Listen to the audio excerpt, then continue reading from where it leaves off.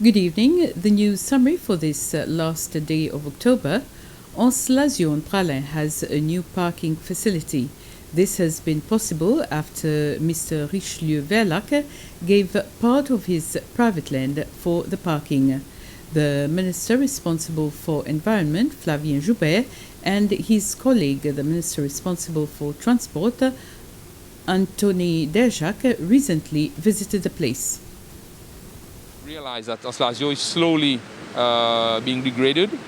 We have serious signs of erosion in various locations along the beach, and our proposal is to do some urgent rehabilitation using soft methods along the beach itself to stabilize the dune land behind, and eventually, once the road project materializes, to actually restrict the movement of vehicles along the dune lands and rehabilitate the entire area to create that resilience and resistance from the impact of storms and waves.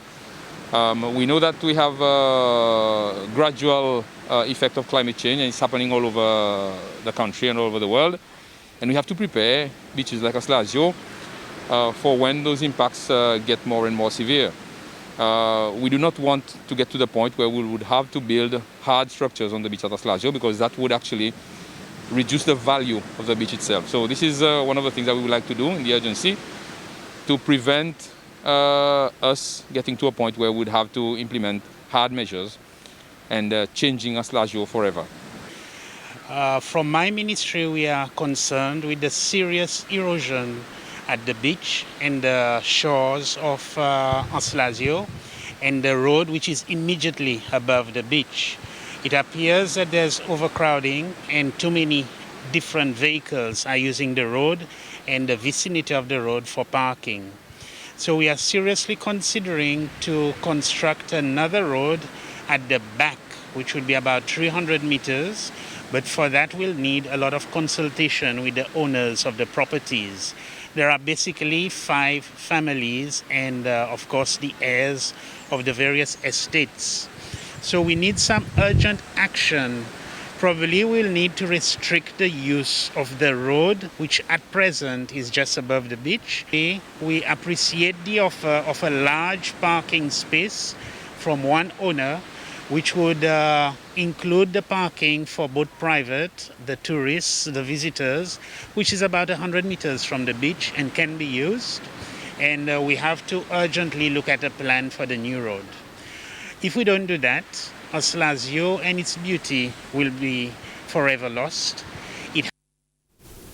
The committee responsible for research is proposing amendments to relevant sexual and reproductive health laws in the National Assembly, is planning to table 2 motions to address first the issue of age of consent to sex and access to contraceptives, and secondly the right to health and access to health services.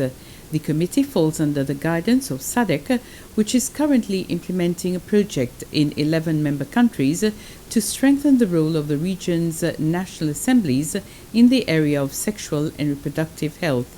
The local MNAs participated in a half-day workshop on Friday to update themselves on the issues.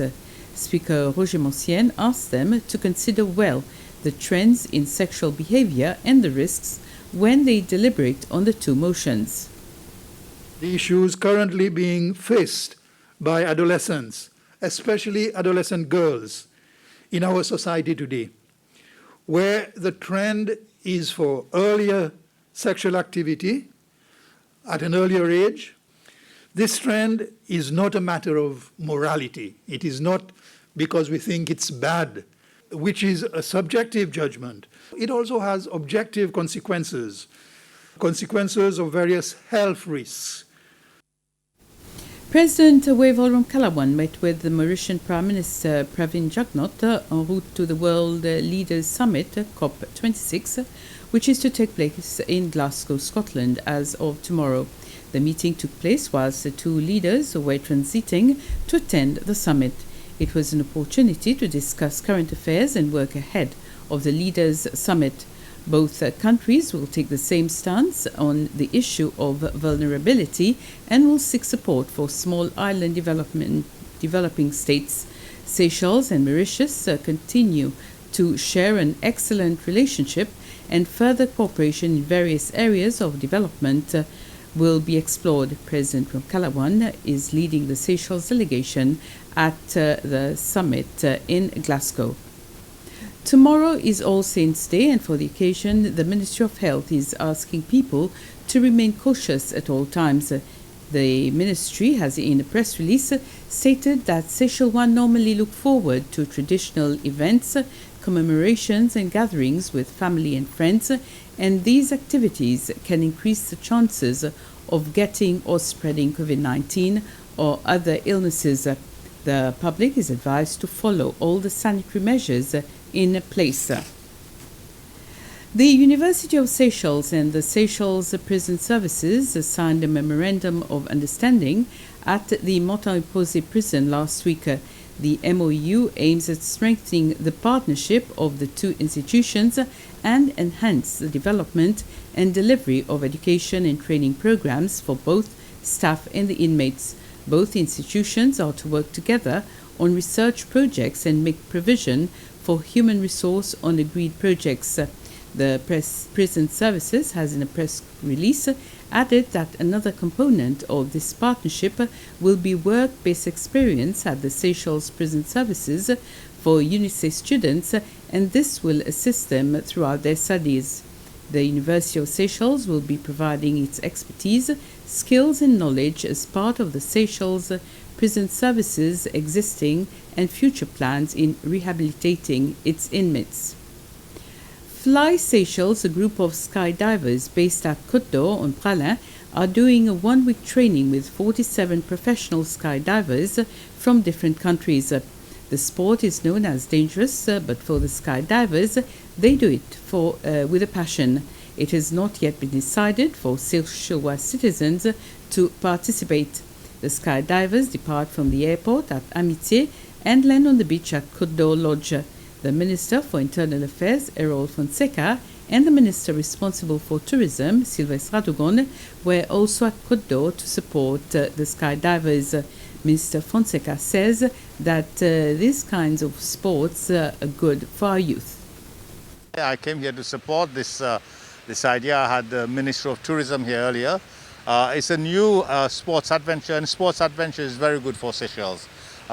Anything that we can bring in to get the young people involved in terms of skydiving, paragliding, rock climbing, anything to do with something slightly different to build up a little bit of adrenaline in the in the youth is good. It keeps them away from all the bad habits, malpractices that we're having today. So this idea is good, and we need to support it.